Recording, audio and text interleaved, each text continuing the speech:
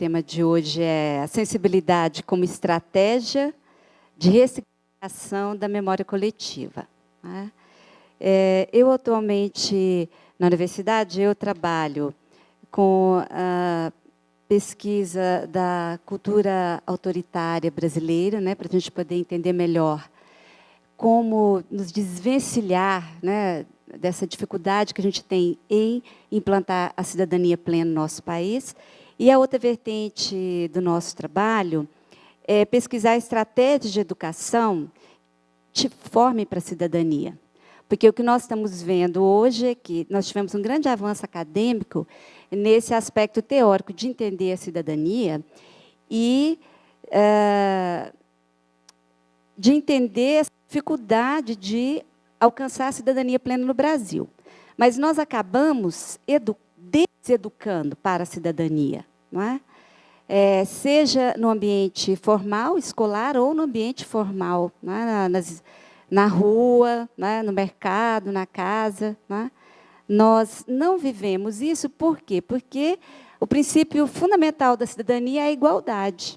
E a gente vive uma situação de desigualdade. As crianças elas estão sendo chamadas de burro, não é? De desinteressados, de pobre, de inferior. Não é? Então, elas sofrem muito bullying. Então, como é que você pode educar, dizer, olha, é assim que vocês têm que portar, é assim, a gente tem que tratar todo mundo igual, se ela não vê esse mundo, ela vive no mundo em que ela é tratada como desigualdade. Não é? Então, ela trata o outro com desigualdade também, é o padrão de comportamento que ela incorpora. Não é? Então, nós estamos, junto com o professor, diretor, desenvolvendo a pesquisa nisso, como formar para a cidadania. Tá? E a gente chega à conclusão que precisa de ter sensibilidade para esse trabalho, então, o nosso tema de hoje.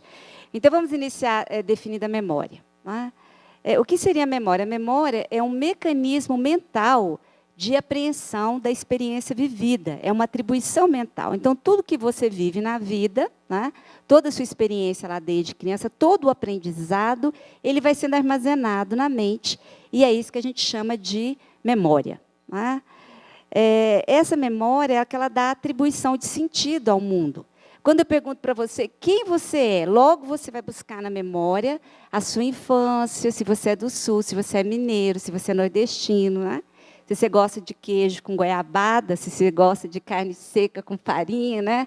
E você vai buscar as características da sua personalidade. Então, quem você é, imediatamente você busca na memória. Então, ela é atribuição de identidade. Né? Ela que dá sentido à sua vida, ela redireciona a sua vida. Tá? E dessa memória, ela tem duas características fundamentais, eu não vou trazer todas, só essas duas. A primeira é que ela é dinâmica. A memória ela não é uma caixinha que você vai jogando tudo que você vive lá dentro e amontoa tudo, né? E pronto, virou uma pedra. Ela é um mecanismo dinâmico, transformador. Então, se eu te perguntar o que você acha do mundo, quando você é criança, você diz uma coisa, aos 20 você diz outra, aos 40 você diz outra coisa. Né? Você muda o que acha do mundo. A gente não amadurece, não muda aquilo que a gente acha sobre si, sobre o outro, sobre o mundo. Né? Então, a memória ela é dinâmica. Tá? Então, a pessoa tanto pode ir transformando de uma percepção mais positiva de vida ou de uma percepção mais desiludida, mais desesperançada. Ela pode transformar no sentido positivo ou no sentido negativo, conforme a experiência que ela vai vivendo. A segunda característica da memória é que ela é a base para a interpretação do mundo. Tá? Então, vai acontecer uma experiência, uma ocorrência. Então, imediatamente, eu busco na memória um padrão de comportamento para viver aquela experiência, um padrão de reação. E, após viver aquela experiência, eu reinterpreto e guardo de novo. Por exemplo, alguns professores contam assim, olha, eu saí aqui, né, do plano, preparei uma aula, né, e cheguei lá, o menino já me tratou com pedra na mão, todo desconfiado, todo agressivo. Né? Às vezes ele tem na memória um padrão de comportamento para lidar com o superior, hierárquico, com alguém que quer ensinar alguma coisa para ele, ou pedir que ele fique assim, ou fique assado, um determinado comportamento. Então, ele já tem um padrão de reação. Essa ideia dele pode ser reafirmada, esse padrão de relacionamento com o superior ali, ou pode ser transformada. Ele pode pensar, não é exatamente igual lá em casa, que meu pai briga comigo, não é todo professor que é igual, com esse professor assim. Então, ele já pode relativizar o mundo, né? Pensar que há padrões diferentes de comportamento para pessoas diferentes, ele pode melhorar essa visão dele. Então, essas duas são características da memória. Mas eu quero trabalhar, então, com a ideia não de uma memória individual, mas da memória coletiva, né, de uma coletividade. O que seria essa memória coletiva? É uma memória, uma percepção de mundo, uma apreensão de mundo compartilhada, vivida em conjunto. Por exemplo, numa guerra, uma determinada comunidade de um país, todos em grupo têm uma apreensão de privação, né, de fome, de medo, de estar num bombardeio, né? Aquele trauma de pensar que pode cair aqui em cima, onde eu estou. Ou nós podemos pensar agora nas migrações, né? Nos refugiados com a guerra da Síria. Então, aquele grupo ele está vivendo uma emoção, né? Um trauma de sair de casa correndo, largar tudo, né? Os seus bens, a sua casa, tudo, e viver não se sabe onde, não se sabe nem o que vai acontecer amanhã, depois de amanhã, quando volta, se não volta. Tá? Então, é uma memória coletiva. E essa memória que nós temos trabalhado é a memória coletiva referente a comunidades escolares, que, infelizmente, como a professora já trabalhou aqui, as escolas hoje parecem uma comunidade de sofrimento. Em vez de ser uma comunidade de alegria, né, que a criança está crescendo, aquele barulho, aquela coisa ruidosa, aquela felicidade. Né? Se você vai ouvir professor e aluno, você não sabe quem que sofre mais. Porque não há compreensão, estão perdidos. Como você vai ouvir os pais, então, você não sabe. O pai não aguenta mais ouvir reclamação, o professor fala para o pai tomar providência, o pai fala que não sabe. Né? Então, nós queríamos pensar sobre isso, então. O que fazer, que é a proposta, que é a estratégia de sensibilidade, para trabalhar essas memórias coletivas escolares, né, de dor, de perda de sentido. Né? Qual seria a memória predominante, então, dessas comunidades coletivas? Quais seriam os problemas maiores? Primeiro, eu tenho trabalhado predominantemente com as escolas públicas, né, da periferia. Trabalhei também com as privadas, menos, e são problemáticas diferentes, mas está todo mundo sofrendo também. Né? Lá é alcoolismo muito grande nas festas, na balada, e menina vomitando no banheiro para não engordar, né? São sofrimentos diferentes. Nas escolas públicas predomina a dor da desclassificação social. Eles reconhecem que eles são da periferia, que eles são pobres, né? Que se eles entrarem no shopping do centro, todo mundo olha para eles, logo vê que ele é da periferia, ele está vendo isso na mídia direto, né? Ele sofre com isso, porque ele não interpreta essa diferença de ter ou não ter um determinado bem, um determinado tênis, um determinado padrão de vida. Ele incorpora como se aquilo fosse uma inferioridade dele, como se ele fosse uma pessoa de segunda grandeza. Né? Outro problema grande na nossa sociedade é o racismo. Eles sofrem bastante preconceitos. Né?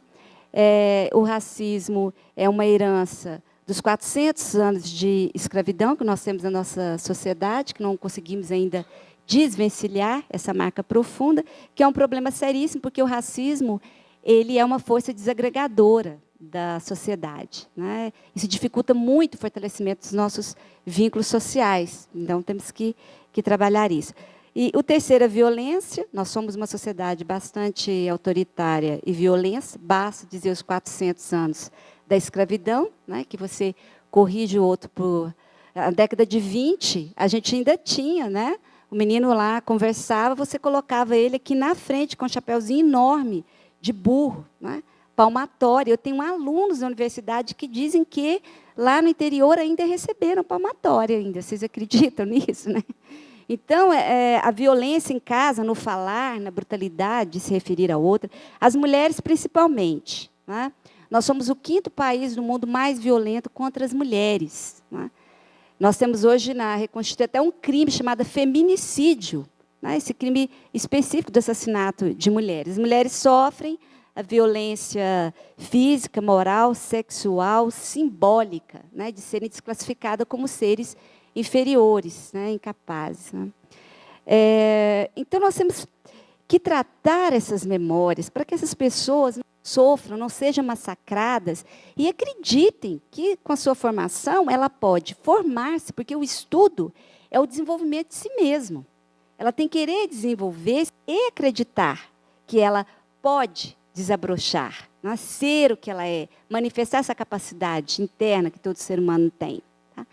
Então, como é que nós podemos educar para atuar, transformar essas memórias dessas comunidades, essas memórias, essas experiências, desde que ele nasceu, tão sofrido, de tanta desclassificação social? Tá? Alguns professores dizem, mas como que eu posso atuar nisso? Isso são mudanças estruturais, culturais da sociedade brasileira. Como é que você quer que eu mexa com uma coisa de 400? Eu, coitadinho de mim, professor, o que eu posso fazer? Né? Se é um problema do Estado, da sociedade, o menino hoje não é educado e coloca essa coisa grande, porque educação realmente é tudo, né? Você é educada pelo mundo, pela cultura que você vive, pela língua que você fala, pelos conceitos dentro do idioma. Então, a nossa proposta é, nós atuamos num recorte da realidade. Você não vai mudar o país e o mundo de uma vez. Você vai estar sobre uma comunidade. A escola ela é uma comunidade. Né? Aquele aluno ele vem ali todos os dias do ano. A maioria dos alunos ficou 3, 4 anos na mesma escola. Eu tenho a mesma merendeira, 2, 3 são as mesmas, os mesmos porteiros, a mesma secretária escolar, a diretora e os professores. Muda alguns, mas você não muda o professorado todo a cada 2 anos. Né? Então, eu tenho a chance de conviver com aquela criança, com aquele jovem. Tá? Dá tempo, eu posso fazer uma educação vivencial. Tá? Então, dá tempo de cuidar, né? Usando o termo aqui dos professores, de atuar nessa comunidade. Os telespectadores que assistirem tiverem interesse por esse trabalho de desenvolvimento de professores, dessas técnicas, né? Estratégia para mobilizar essas comunidades, pode entrar em contato com o Movimento Pedagogia das Virtudes, que eles entrem em contato conosco. Tá? Então, o tempo já foi. Eu agradeço muito a presença de vocês, as pessoas de casa também. Muito obrigada.